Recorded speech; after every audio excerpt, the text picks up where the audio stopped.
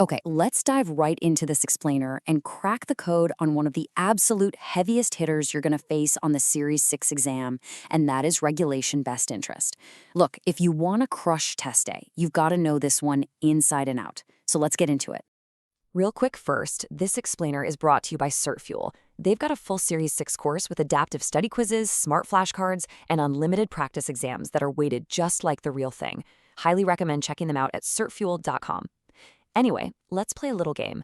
I want you to imagine Rita the rep. She's highly motivated right now because if she sells enough of a very specific tech stock this week, she wins an all-expenses-paid trip to Cancun. So she aggressively pitches this stock to her everyday investor, Cora the customer. Is this actually legal? Well, to figure out if Rita gets her beach vacation, we really have to look at the rules. And that brings us right to Section 1. Meet Regulation Best Interest, which is almost always just called Reg BI. So, the core philosophy of Reg BI requires broker-dealers and their reps to act in a retail customer's best interest at the exact time a recommendation is made. But what does that actually mean in the real world?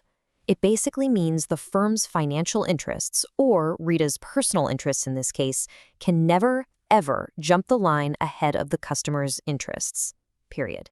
Moving on to Section 2. Who does Reg BI protect? Because here is exactly where the exam will try to trick you. This rule absolutely does not apply to everyone who walks through a broker-dealer's door. Let's look at who actually gets this VIP protection. So here is the big divide. On the left, we've got Cora the customer. She's a retail customer, meaning she is a natural person investing for personal, family, or household purposes. Just a regular person. On the right, we have Ivan, the institutional investor. Now, Ivan manages a corporate pension plan or maybe a massive hedge fund. Reg BI exists exclusively to protect everyday retail folks like Cora. Massive players like Ivan, they play by entirely different rules. Okay, hit pause on the explainer right here for a second and let's test your recall. Cora walks in and invests $10,000 for her retirement. Ivan walks in and invests $10 million for his hedge fund. Rita gives them both recommendations. Who gets the protection of Reg BI? Got your answer? Boom! It is Cora and Cora only. Guys, this is a massive exam trap. The test writers are absolutely going to throw big, shiny institutional numbers at you to bait you. But you have to remember, recommendations to institutional investors like Ivan fall completely outside of Reg BI. Ivan is governed by the older FINRA Suitability rule.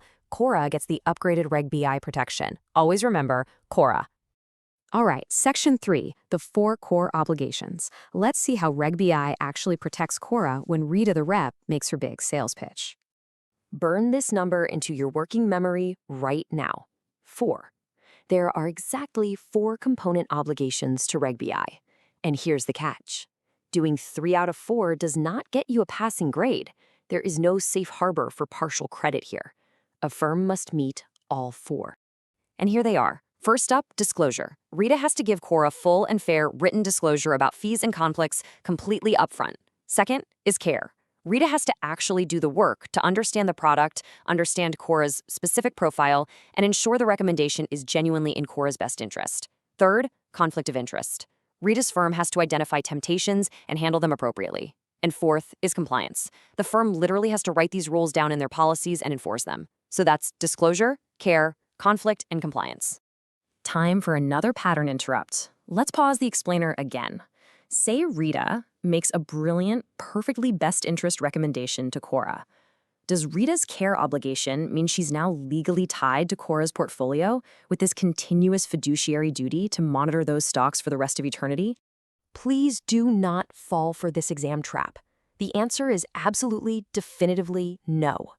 Unlike an investment advisor operating under the 1940 Act, Rita's duty under Reg BI locks in at the exact moment of the recommendation, at the time the recommendation is made. That's the magic phrase you need to look for. Unless the firm explicitly signs a separate agreement to monitor the account, Reg BI is an at-the-time obligation, not a continuous marriage. Okay, Section 4, disclose, mitigate, or eliminate.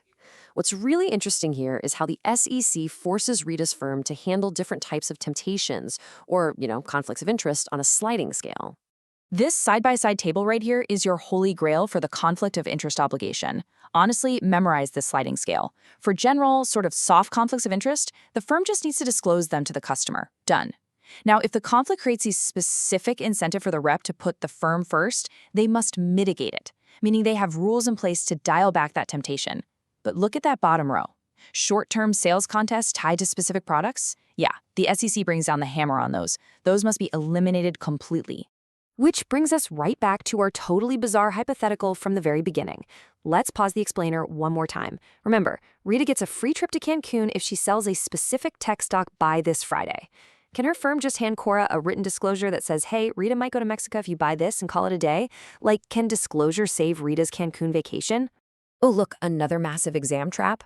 No, disclosure is absolutely not a cure for this. The SEC considers a time-limited sales contest for specific securities to be totally incurable.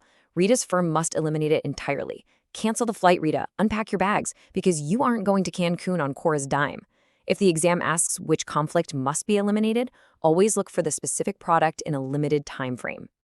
All right, Section 5, the Rule Royale. It is incredibly easy to confuse the different standards of care on the Series 6, so let's quickly compare 3 rules that sound kind of similar but operate very differently. If you start getting confused on exam day, just close your eyes and visualize this exact table. The KYC, or Know Your Customer rule, applies to all accounts when you're opening or maintaining them. It's really just about gathering essential facts. The FINRA Suitability rule, that's triggered by a recommendation, but it's for non-retail folks like Ivan the institutional investor, and it just requires a suitable fit. But Reg BI, that one is triggered by a recommendation exclusively for Cora, the retail customer, and it demands the absolute highest standard, her best interest at that exact time. Okay, home stretch. Section 6, Rapid Fire Exam Recap. You've made it to the end. It's time for the Rapid Fire Visual Flashcard Deck. No long transitions here, just the absolute top 4 testable facts you literally need to memorize. Let's go. Fact number 1. Remember Cora? Reg B protects natural persons investing for personal, family, or household use. It is for retail customers only. Sorry, Ivan, institutions are completely out. Fact number 2. 3 out of 4 is a fail. You must hit all 4 components: disclosure, care, conflict of interest, and compliance. Fact number 3. Do not get baited by the fiduciary duty trap. Reg BI locks in at the exact time the recommendation is made. It absolutely does not mean ongoing, forever monitoring of the account. And fact number 4. Cancel the Cancun trip. A sales contest for a specific security within a limited time period must be eliminated outright. A simple disclosure piece of paper cannot fix it. I really hope this explainer locked these core Reg BI concepts deep into your working memory. So I'm going to leave you with this final thought.